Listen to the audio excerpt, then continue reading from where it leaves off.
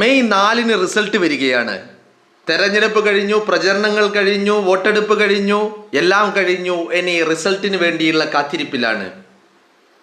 ഈ റിസൾട്ട് വരുന്ന ദിവസം പാലക്കാട്ട് നിന്ന് പാലക്കാടിൻ്റെ MLA പറിച്ചു മാറ്റി വടകരയിൽ കൊണ്ടുവന്ന് പ്രതിഷ്ഠിച്ചത് എന്തിനാണ് എന്നുള്ളത് സഖാക്കളെ നിങ്ങൾക്ക് ബോധ്യമാകും. ഞാൻ കരുതുന്നത്, സഖാക്കൾ കരുതിയത് വടകരയിലെ MP ആകാനാണ് ഷാഫി പറമ്പിൽ എന്ന് പറയുന്ന നേതാവിനെ പാലക്കാട്ട് നിന്ന് പറിച്ചു കൊണ്ടുവന്ന് വടകരയുടെ മണ്ണിൽ നട്ടത് എന്നുള്ളതാണ് സഖാക്കൾ ധരിച്ചു വച്ചിരിക്കുന്ന കാര്യം. എന്നാൽ സഖാക്കളെ, ഈ 4-ന് റിസൾട്ട് വരുമ്പോൾ അതിൽ സഖാക്കൾക്ക് നല്ല ബോധ്യങ്ങൾ വരും. എന്തിന് ഷാഫിയെ പാലക്കാട്ട് നിന്ന് പറിച്ച് വടകരയിലേക്ക് മാറ്റി നട്ടു എന്നുള്ളത്. വടക്കൻ കേരളത്തില് കോൺഗ്രസ് പ്രസ്ഥാനത്തിന്റെ മുഖമായി മാറാനാണ് ഷാഫി പറമ്പിലിനെ തിരിച്ച് അങ്ങോട്ടേക്ക് പ്രതിഷ്ഠിച്ചത്. അതിൻ്റെ ഒരു പ്രതിഫലനം ഈ മെയ് 4-ന് റിസൾട്ട് വരുമ്പോൾ അവിടെ ഉണ്ടാകും. മെയ് 4-ന് റിസൾട്ട് വരുമ്പോൾ ഈ കാര്യങ്ങൾ അവിടെ സംഭവിക്കും. കോഴിക്കോട് ജില്ലയിലെ 90% മണ്ഡലങ്ങളിലും, ഒരു പക്ഷേ 100% മണ്ഡലങ്ങളിലും UDFന്റെ സ്ഥാനാർത്ഥി വിജയിച്ച് കയറും.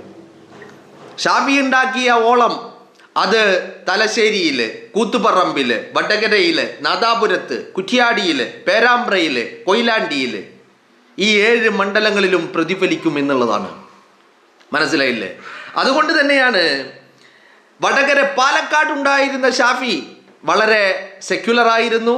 അയാൾ ഒരു പ്രശ്നക്കാരനായിരുന്നില്ല, അയാൾക്കൊരു പ്രശ്നവും ഉണ്ടായിരുന്നില്ല.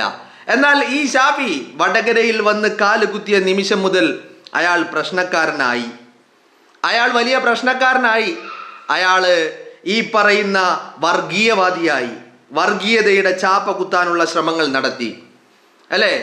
അതിന് CPMന്റെ മുതിർന്ന നേതാക്കൾ തന്നെ അയാളെ വർഗീയവാദിയാക്കുവാൻ, ചാപ്പ കുത്തുവാനുള്ള ശ്രമങ്ങൾ നിരന്തരമായി നടത്തിക്കൊണ്ടിരുന്നു എന്നുള്ളതാണ് മനസ്സിലാക്കാൻ സാധിക്കുന്നത്, അല്ലേ?